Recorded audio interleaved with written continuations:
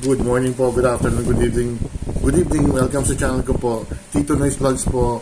I hope nasa mabuti po kayong kalagayan. And I hope po mga babayan ko, kung may mga kwarta po kayo, siguro may million po kayo, kung kayo ay nagpaplanong magpatayo ng bahay or magpa-renovate ng bahay mga kababayan ko, see to it na talagang, kasi may harap po ang bird ba lang, kailangan may kasuratan eh. What I know, dito kay Von Ordonia ba to?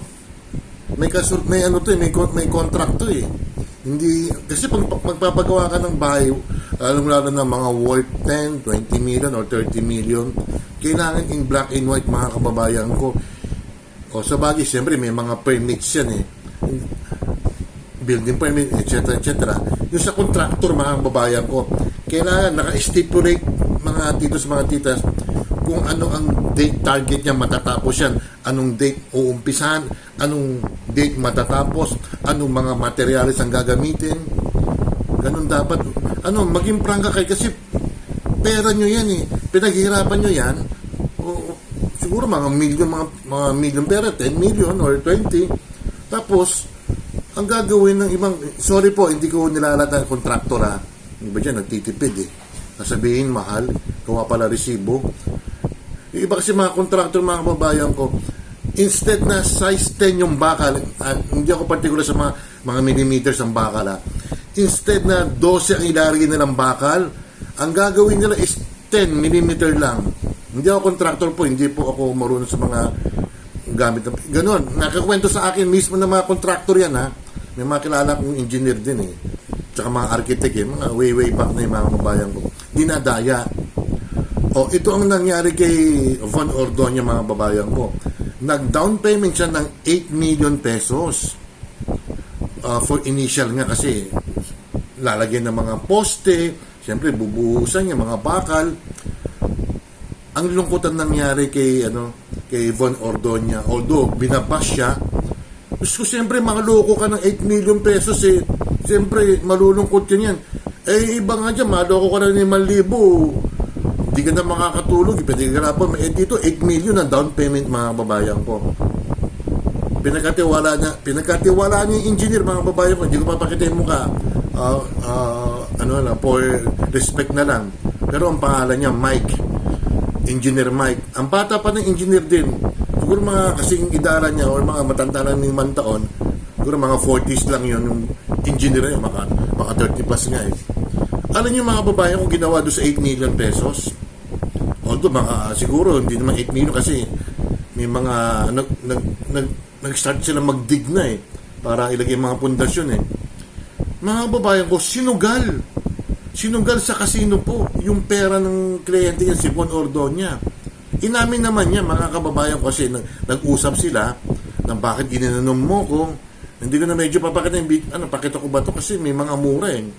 Well, ikukwento ko na lang sa inyo. Ayun, inamin ng engineer na mukhang nagkasino mga kababayan ko. Ano ba yan?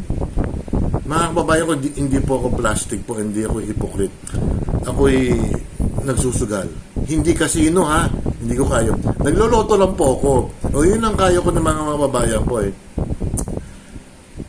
Mga kababayan ko, ang tanong ko lang sa inyo, sa casino ba may yumayaman? Although may kilala po ako na may mga nananalo dyan worth 20 million sa casino. Pero sinisugal din. Pag ikaw isang compulsive gambler, nako, kakaproblema tayo niyan. Problema sa financial mo, sa pamilya mo, instead na ibang bibili mo ng mga gamit nila or ipababay sa tuition fee, napupunta pa sa sugal. Kasi nagbabakasakali nga tayo eh. Ganun tayo mga Pilipino. Ganun ang attitude ng mga tao. Minsan nga, nananalo ka na ng 200,000 pesos, ayaw mo pang i-withdraw, isusugal mo pa, matatalo, mababawi. Ganyan ang mga compulsive gambler mga babae ko. Hindi mga wise gambler mga babae ko. Ayun, yung pangarap ni Von Ordonia, nabulilyaso. Although nagkausap naman sila. Ang sabi raw ng a certain engineer Mike na isisettle daw niyan, mga kababayan ko. Ang problema rito, may mga iba pa siyang kliyente na ginawa niya, may mga nag-construct pa siya ng bahay, di umano'y hindi pa natapos, yung iba hindi pa nauumpisahan, yung iba kalahati pa lang natatapos dahil sa sugal, mga kababayan ko. Pwede naman tayo magsugal, pero i-control mo lang. Kasi nakapunta na ako sa casino. Dami talagang ano. Hindi nyo ba alam, masis sa casino, mga babayan ko, maski yung kalusugan mo medyo tagilid na. Alam mo ba, nakakita ko sa casino na nagsusugal, may oxygen siya. As in, oxygen. Nagsusugal pa, mga babayan ko. That is addiction, mga kababayan ko. Ngayon, engineer, talagang, hindi ko alam kung pwede kong yung pag-uusap nila May mura rin dun si Von kaya hindi na lang siguro para playing safe ako, mga babayan ko. Ganun, mga babayan ko, ano man mga pagagawa nyo, kailangan yung usapan-usapan. Siguro mga worth 50,000, pwede sigurong usapan, kabalyero, usapan lalaki, mga babayan ko. Pero mga siguro, mga 500,000 and up, maski pa re-renovate yung bahay nyo, kailangan may kasulatan. Naku, napakahirap niyan. Tingnan mo, konti lang ang mga nagawa dito. Konti lang ayan ang bahay niya, ayan. Dapat matatapos December yan.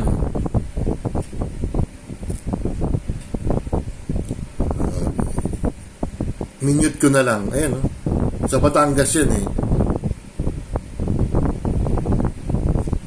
Napakahirap talaga mo. Lahat ng mga butas na to, hindi pa nalalagyan ng semento yan. Ayan, Tapos sasabihin, malapit na yun. 30%.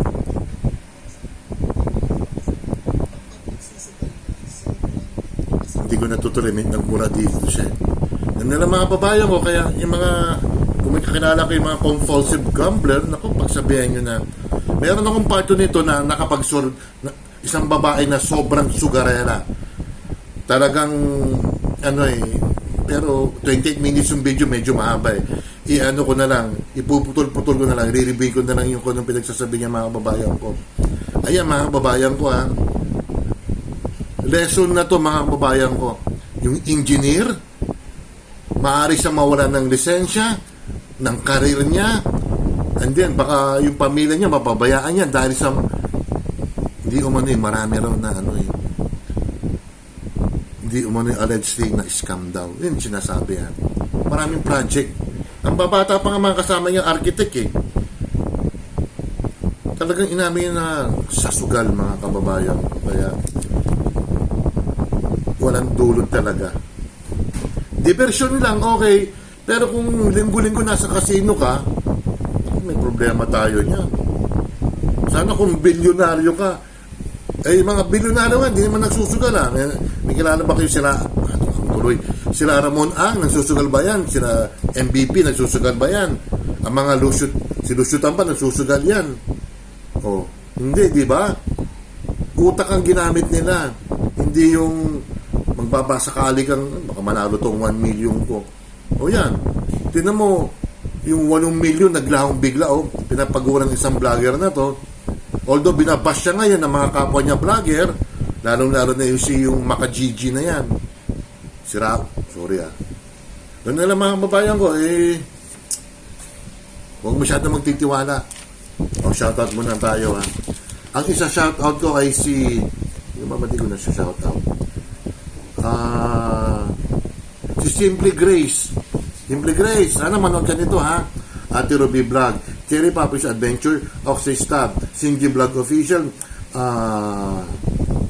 Michi Tigerfield, Shirley Mendrano, Jane Barona Vlog, Doc Juday, Coach MB, Mama Rin Official, Amlena Vlog, Kasabala Official, Nanay Eva TV, di ba di panalista di papaya, di buko, di kalabasa, di melon, di watermelon, di ano pa ba?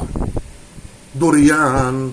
Principal King, Mayang Vlogs, Chaps de la Cruz, May Latina, sa Kasibunso, Eldon SK Vlog, Reps SK Jamming Vlogs, AR Big Purple, Junito Marinado, Akisha Fabia, Myra T. Sanchez, Kapitay TV, Remy Perolino, Tony Marsan, Lizard Easy Mix, MJ Mix Vlog, Angel Mix Vlog, Sisikoy, Arlene Hogs, Casablanca, Natasha Mix Vlogs, Mami ni Raj, Eunice and Burgess Tandem, Baby Yashi, Official, Guwapong Lalaksot, Food Trip Ranger TV, Jana Mix Vlogs, Benji Opa Sanchez, Angelino Gason ng New Zealand, at sino ba to? Dems Cake, Sweetie Cake Channel, Nuna Wonder PH, Jurens Vlogs, Ella Kimos, Indie Mini TV, Eris Neris, Evelyn Official, Evelyn Orase, sino pa ba to?